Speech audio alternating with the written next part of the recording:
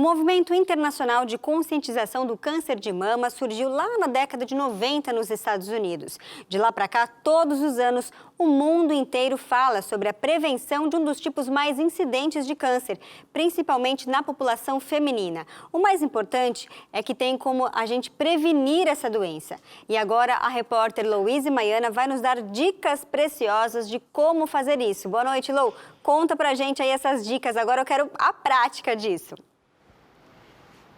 Boa noite, Gabi, mais uma vez. Boa noite a você que acompanha aqui o Revista Novo Tempo. Realmente são dicas preciosas e a boa notícia é que sim, a gente consegue se prevenir do câncer de mama. Infelizmente, o INCA, que é o Instituto Nacional do Câncer aqui no Brasil, tem uma estimativa aí de mais de 66 mil novos casos só para esse ano. Só que eles também dizem que 30% desses casos podem ser prevenidos se a gente tiver algumas atitudes, e é isso que a gente quer focar aqui no Revista Novo Tempo. Ao meu lado, eu tenho aqui um oncologista, o doutor Henrique Zanoni. Boa noite, doutor, tudo bem?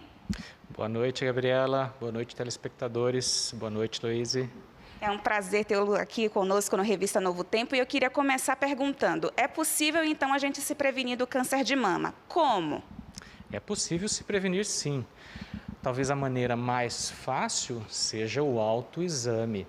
Nós vamos depois explicar daqui a pouco a maneira correta de se fazer, mas a melhor forma de iniciarmos uma forma de pensarmos num tratamento precoce para descobrir uma doença tão séria como o câncer de mama é o autoexame. Essa é a primeira forma da gente fazer, então, uma prevenção.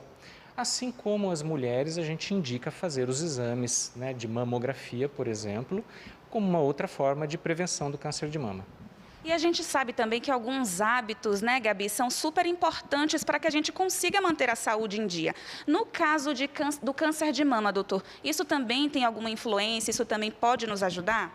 Sem dúvida. Os hábitos de vida saudáveis que a gente recomenda ajudam muito a diminuir a chance de uma mulher desenvolver câncer de mama na sua vida.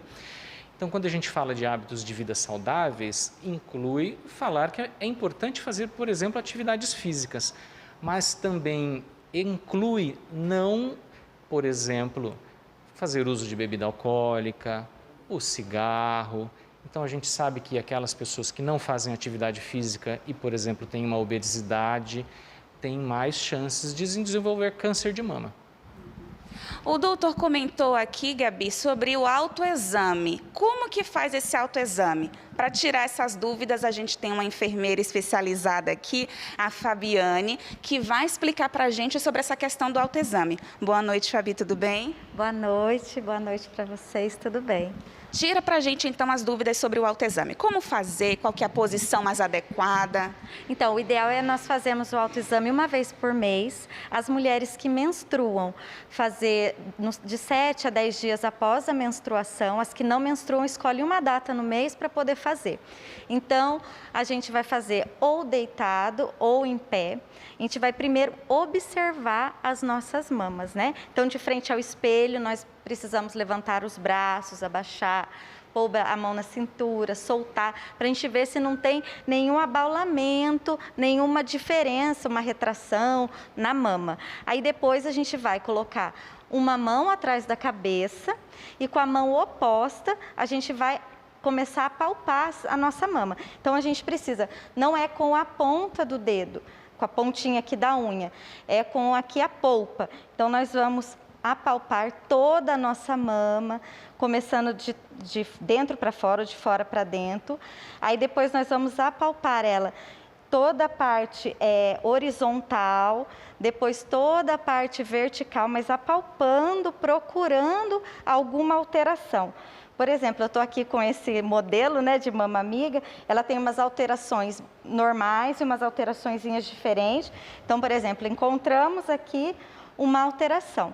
Então, o que a gente precisa fazer, fazendo todos os dias todos os meses o nosso autoexame, nós vamos começar a conhecer nossa mama, a gente vai ver que tem alterações que são normais da mama e alterações que não. Encontramos alguma alteração, a gente precisa procurar o nosso médico, o ginecologista, para ele poder dar continuidade a essas alterações. É muito importante a gente ter esse cuidado com o nosso corpo. A Fabi falou super bem sobre a gente ter esse autoconhecimento, a gente observar, manter as consultas em dia, não é isso, doutor? Então, aí ficam as nossas dicas, viu, Gabi? A gente espera que essas estimativas não sejam alcançadas esse ano através dessas medidas de prevenção aqui. Muito obrigada ao doutor Henrique, a Flaviane. Boa noite, Gabi, é com você.